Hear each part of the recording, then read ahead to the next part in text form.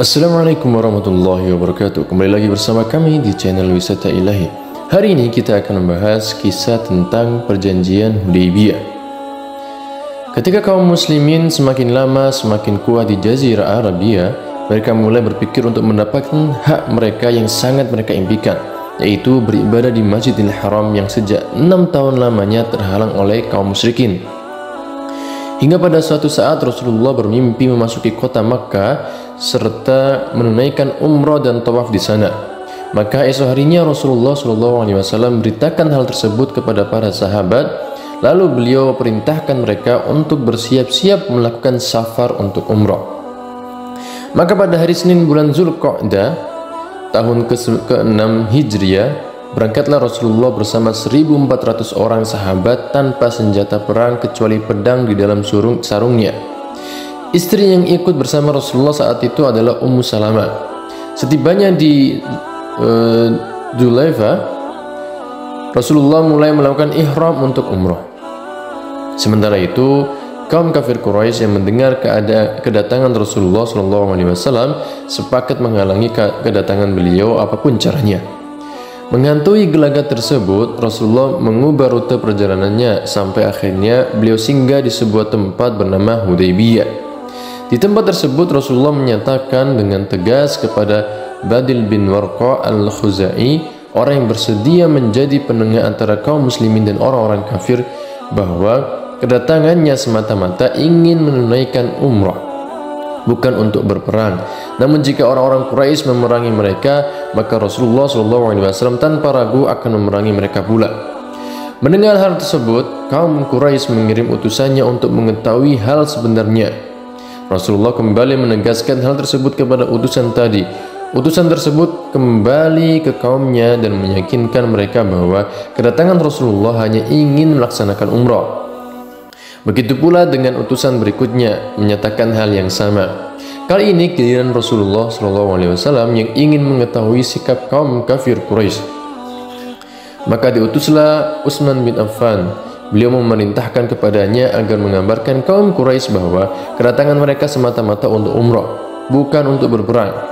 Setibanya di Mekah, Utsman segera menyampaikan misinya kepada para pembesar Quraisy. Selain itu, kaum Quraisy menawarkan kepada Utsman untuk melakukan tawaf.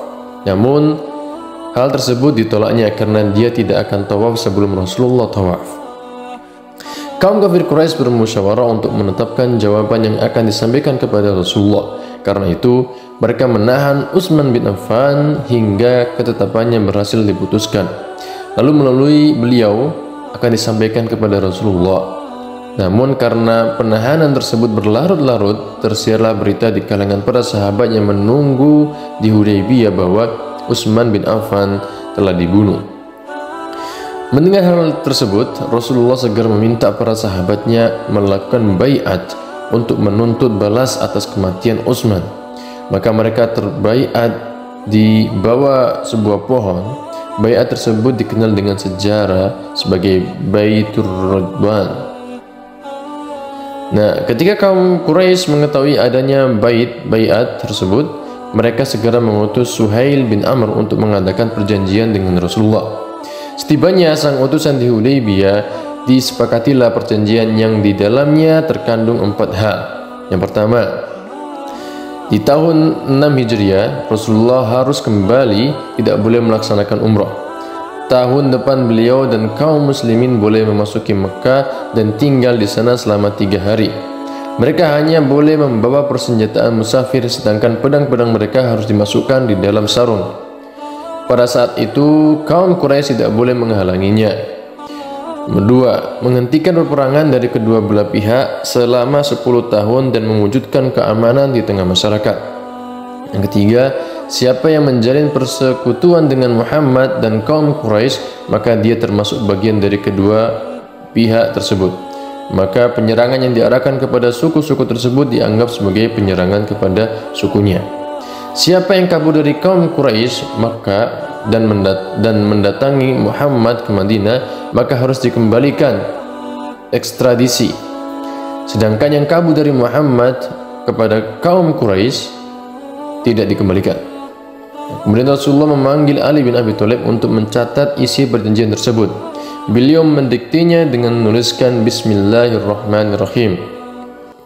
Suhail segera memotongnya. Adapun Ar-Rahman, kami tidak mengenalnya. Tulis saja Bismikallahumma. Akhirnya Rasulullah perintahkan Ali untuk menulis bacaan tersebut. Kemudian Rasulullah mendiktikan lagi. Ini adalah isi perjanjian antara Muhammad Rasulullah. Suhail kembali memotong. Kalau kami percaya engkau sebagai Rasul, tentu kami tidak akan menghalangimu dari Baitullah dan tidak akan memerangimu. Tulislah Muhammad bin Abdullah. Aku tetaplah Rasulullah meskipun engkau didustakan aku. Tegas Rasulullah.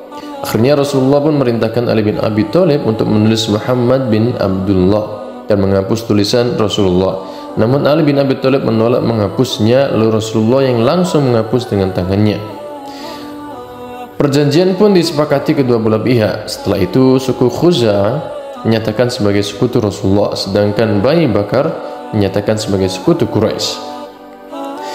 Belum lagi kesepakatan tersebut berlalu, Rasulullah diuji oleh peristiwa yang dialami oleh Abu Jandal, seorang sahabat yang masih tertawan oleh suku Quraisy, yang saat itu mendatangi Rasulullah dalam keadaan terbelenggu, memohon pembebasan dirinya. Namun karena telah terikat dengan perjanjian tersebut dan tidak ingin berkhianat, akhirnya dengan berat hati Rasulullah mengembalikan Abu Jandal kepada kaum Quraisy seraya memintanya untuk bersabar. Setelah utusan perjanjian tersebut telah selesai semua, Rasulullah memerintahkan sahabatnya untuk memotong hewan dam. Namun 3 kali dia menyerukan hal tersebut, tidak ada seorang pun sahabat yang melaksanakannya. Dengan gundah gulana Rasulullah SAW masuk menemui istrinya Ummu Salamah yang kemudian menyarankan kepada beliau untuk menyembelih ontanya sendiri dan meminta seseorang untuk mencukur rambutnya. Rasulullah melaksanakan saran yang bijak tersebut. Maka tanpa berbicara, beliau menyembelih ontanya dan meminta seseorang untuk menggundul kepalanya. Para sahabat yang melihat hal itu serta-merta bangkit dan melakukan hal yang sama. Mereka menyembelih onta untuk 7 orang dan menggundul kepalanya untuk memendekkan rambutnya. Rasulullah mendoakan mereka yang menggundul kepalanya sebanyak 3 kali dan yang memendekkan rambutnya saja sebanyak sekali. Suatu ketika datang seorang wanita muslimah yang kabur dari Makkah untuk mendapatkan perlindungan Rasulullah. Wali wanita tersebut mendesak Rasulullah untuk mengembalikan dia berdasarkan isi perjanjian Hudaybiyah. Namun kali ini Rasulullah SAW menolaknya karena isi perjanjian tersebut hanya berlaku bagi orang laki-laki. Allah pun berfirman, "Hai orang-orang beriman, apabila datang berhijrah kepadamu perempuan-perempuan yang beriman, maka hendaklah kamu uji keimanannya. Agar Allah lebih mengetahui tentang keimanan mereka. Jika kamu telah mengetahui bahwa mereka benar-benar beriman, maka janganlah kamu kembalikan mereka kepada suami-suami mereka, orang-orang kafir. Mereka tiada halal bagi orang-orang kafir dan orang-orang kafir itu tiada halal lagi bagi mereka.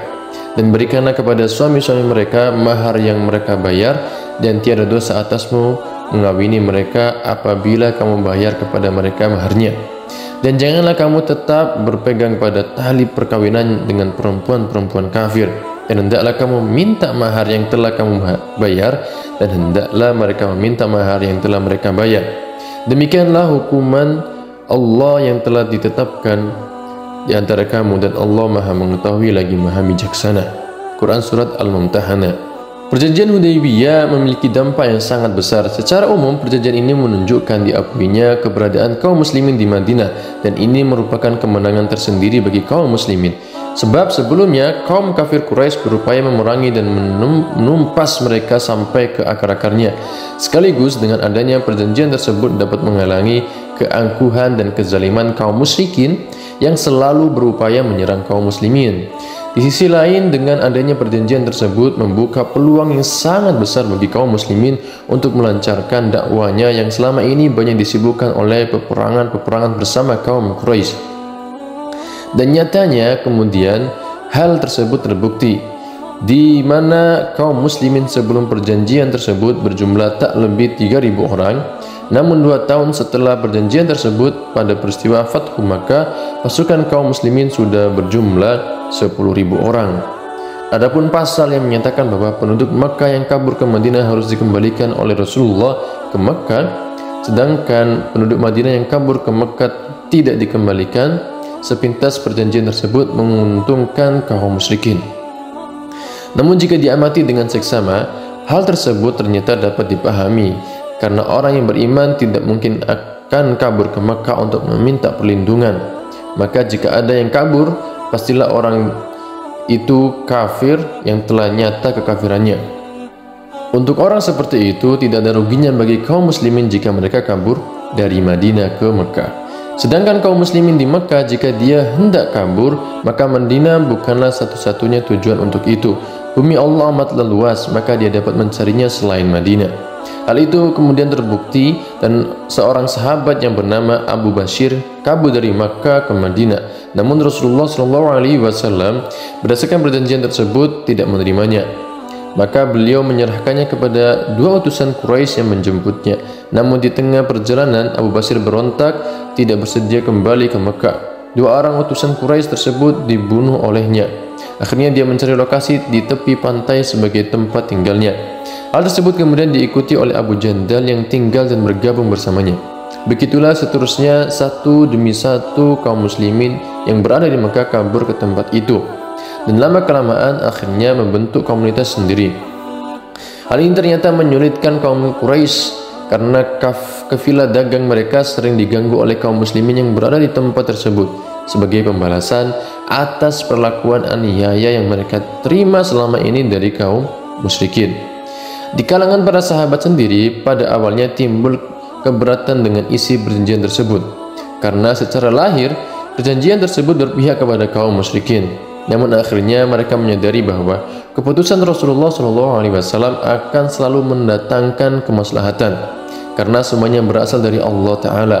Apalagi tidak lama kemudian Allah menurunkan ayat yang artinya, sesungguhnya kami telah memberikan kepadamu kemenangan yang nyata. Surat Al-Fath. Maka bergembiralah para sahabat dengan kabar gembira kemenangan yang gilang gemilang. Pada awal tahun ke-7 setelah disepakatinya perjanjian tersebut, sejumlah tokoh Quraisy masuk Islam, di antaranya Amr bin As, Khalid bin Walid, dan Utsman bin Talha. Itu adalah kisah tentang perjanjian Hudaybiyah, bagaimana Rasulullah dan kaum muslimin membuat perjanjian dengan kafir Quraisy dengan agar bagi siapa saja kaum muslimin yang tinggal di Makkah mau pindah ke Madinah tidak dibolehkan, dan orang yang tinggal di Madinah pergi ke Makkah dibolehkan. Itu adalah ujian yang sangat nyata bagi kaum muslimin. Ya, sekian dari kami, semoga kita semuanya bisa mengambil pelajaran dan hikmahnya. Sekian, assalamualaikum warahmatullahi wabarakatuh.